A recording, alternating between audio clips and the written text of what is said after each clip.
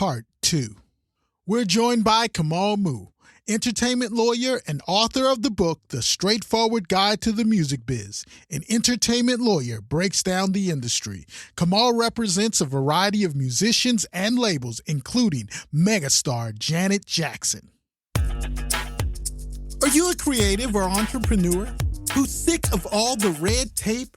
Sick of gatekeepers and powerful digital media platforms that cater to celebrities and people with deep pockets? I mean, you got talent, you got skills, but you can't seem to break through. It's time to destroy. The podcast helping entrepreneurs and creators conquer the barriers between them and the people. What's up, everyone? I'm your host, Christopher Grant Sr. Thank you so much for listening to Destroy. Now, I know there are a million things you could be doing right now, but you took time out of your busy day to listen to me. So sit back, relax, and open your ears and enjoy the Uneven Playing Field series. Destroy Digital Media Platforms, the new book by Christopher Grant Sr., an insightful, eye-opening quick read that tells you why your content everywhere gets you nowhere and how to rise above the digital media clutter. Visit destroybook.com. How does BMI and Ascap differ from the Harry Fox agency and Sound Exchange? Oh, okay. So Harry Fox and Sound Exchange are not related to Ascap, BMI, or CSAC at all. They're completely different. They do a completely different thing. So Ascap, BMI, and CSAC, as I mentioned, collect public performance royalties for compositions, like musical compositions.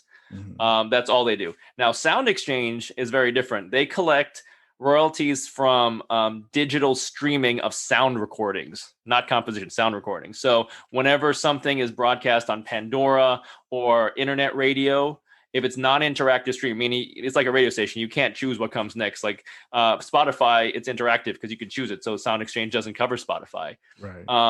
So Sound Exchange will cover that form of income for the sound recordings. And then Harry Fox is also a different entity. Basically, they grant what's called mechanical licenses to do like cover songs, for example. So let's say I want to record Thriller by Michael Jackson. I want to do my own version and put it out there. I just go to Harry Fox and I get a license, and I can record my own version and put it out there for sale, as long as I pay Harry Fox the mechanical royalty that's owed. And like I said, these are very different organizations that do very different things. So in the book, I try to go into this and like the difference between these streams of income. Now, correct me if I'm wrong, but artists are paid on these digital media platforms based on their share of total streams.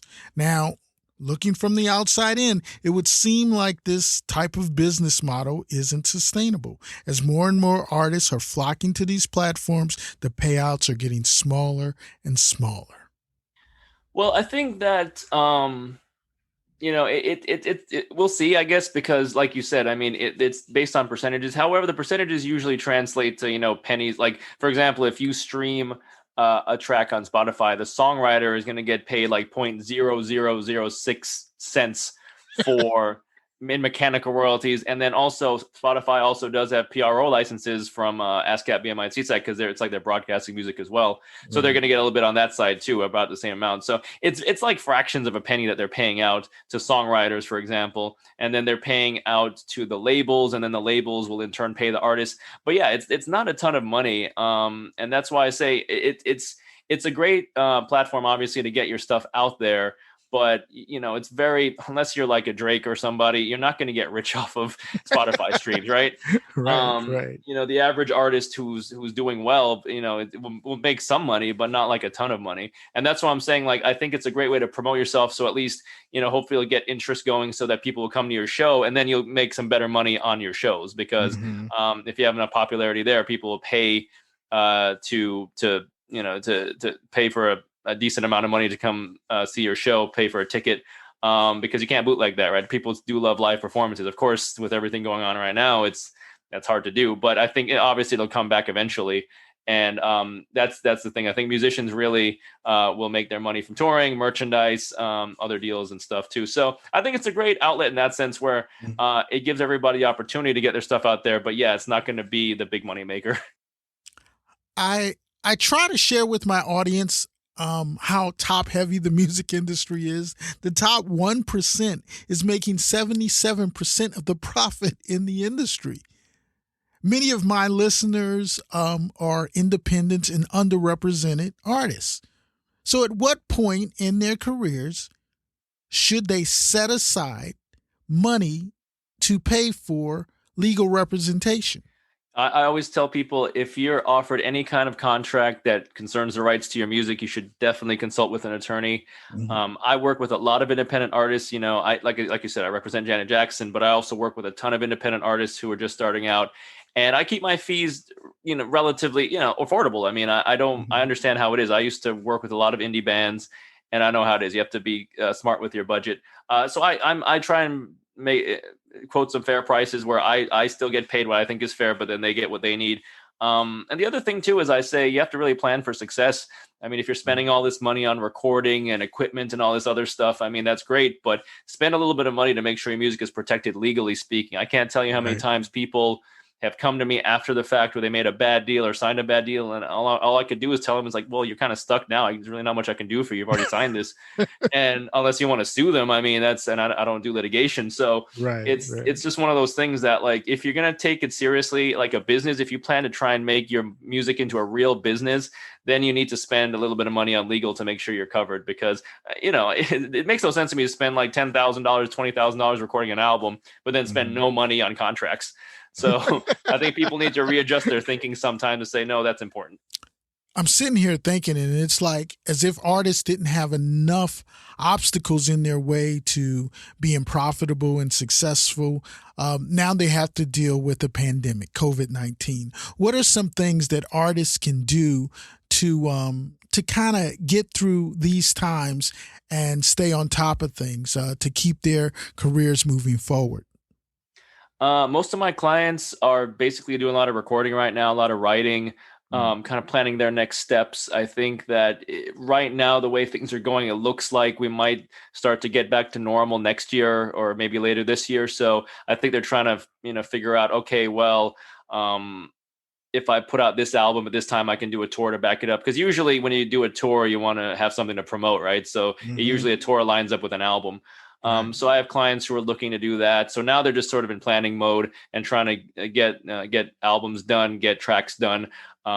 It's funny because I thought that things would slow down during the pandemic, but honestly, things really accelerated for me in terms of work. And I Wow. think it's because people are like, well, I'm home now. I might as well get all this stuff taken care of, get the paperwork done, get these contracts done.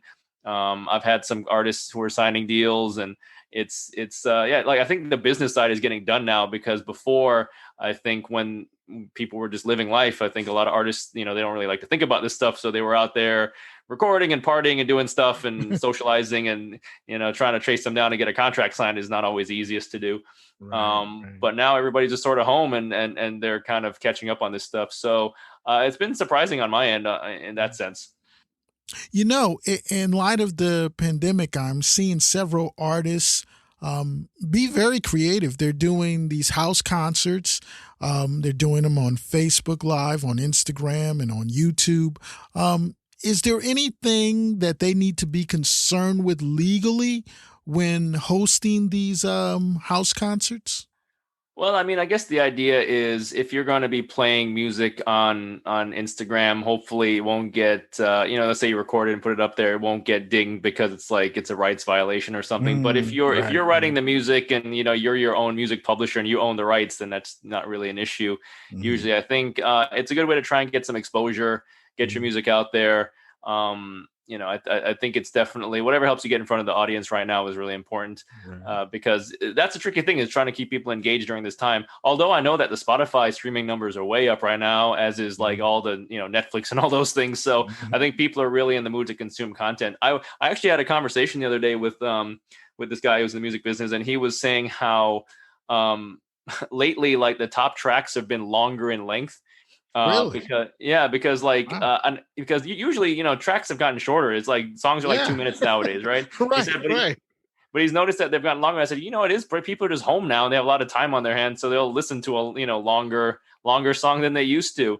And I think it's just the environment that we're in. I think that music is really dictated by the environment that you consume it in. I remember there was a really interesting lecture I heard like 20 years ago, and it always stuck with me because this guy was lecturing about hip hop music and saying how, for example, music from the West Coast and the South had a lot of bass in it because people listened to music in their cars in those cities. Whereas in New York, it wasn't very bass heavy because people listened to it in their headphones, like on the subway and stuff. Right. So the way they consumed the music influenced how it was produced and the sound that it had and the bass and all that stuff. So I think it's kind of interesting. Now we're in this time where we're just always at home and we're just listening to stuff and watching stuff. And I mean, I know my wife and I, we binge like Umbrella Academy on Netflix. So I love that show. Yeah, it's a great show. We went through it really, really quickly. And I think people are just they have a little bit more patience to like listen to stuff as, before they just didn't have a whole lot of time. So because they're running around. Yeah. So when you say the songs are longer, how much longer? What are we talking? 4 or 5 minutes? I mean, that's what I think when he mentioned to me. Yeah, like the productions are just a little bit like there's a little bit more build up, and certain back in like a couple of years ago, it was like you just go right into the song, right? There wasn't a whole lot of build up. But I think that could be part of it. Is like people are just having a little bit more. Things are slowed down a little bit more now. Yeah. Good point. So let's change this up a little bit. Why don't you tell my audience a little bit about yourself? Maybe something that a lot of people may not know. Oh, okay. Let's see. A couple of things. I love to draw. I took a bunch of art classes. I love to draw. Kind of like comics. I love Tales from the Crypt, kind of horror comics. Okay. I was also a contestant on Jeopardy. Oh, all right. Yeah, my episode aired on in September of last year, back when Alex Trebek was still alive, and I didn't win, but I did okay. But the guy I was up against was just really good, so I can't be mad at it. The guy he beat me fair and square. So that was something, and yeah. Wow. That's really cool, man. That you had an opportunity to be on Jeopardy before Alex Trebek passed away. Just to be able to be on the show is one thing, but then to meet a legend like Alex Trebek, it's really cool, man. Really cool.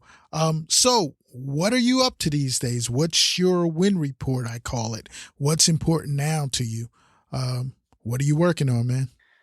Well, just trying to keep on building the law practice. Like I said, still working with Janet, still loving that. I love working with new up and coming clients. I have a few potential clients I'm talking to these days, and just trying to build and keep on going. And just on a personal level, I have a daughter. She just turned 10 months old, and she's already walking all over the place. Oh, well, that's it. You don't have time for anything else. There you go. So she's walking everywhere, and so we're just trying to keep up with her, and trying to get a house. But this market's crazy right now, so we have to kind of see what happens. Southern California, the real estate market is out of control at the moment, so we'll have to wait on that for a little bit, I think. Yeah, I hear you. Tell my audience, man, how can they get in touch with you and get a copy of your book? Sure. Yeah. You can go. It's on Amazon. So if you search for The Straightforward Guide to the Music Biz, that's me. Or look up my name, Kamal Moo, Kamal, and last name is Moo, Moo. You can find it on there. Also, I have a website, an author website, kamalandrew.com. That's KAMALANDREW.com. And all my stuff is on there, my social media and things like that. Plus, if you just Google me, a bunch of stuff pops up anyway. I've done a lot of lecturing. I actually teach the music publishing class at my old law school. I'm doing it right now this semester. So I have a strong presence online, I guess. It should be easy to find me. Cool. Well, Kamal, I'm not going to keep you forever, man. I know you got a little one at home to get to. Thank you so much for joining the Destroy podcast, where we're helping creatives conquer the barrier between them and the people. And look, everyone out there, please go and pick up Kamal Moo's book, The Straightforward Guide to the Music Biz. An entertainment lawyer breaks down the industry. Kamal, thank you so much, man, for helping us destroy. All right, thanks. Appreciate it. Destroy. The podcast helping entrepreneurs and creators conquer the barriers between them and the people.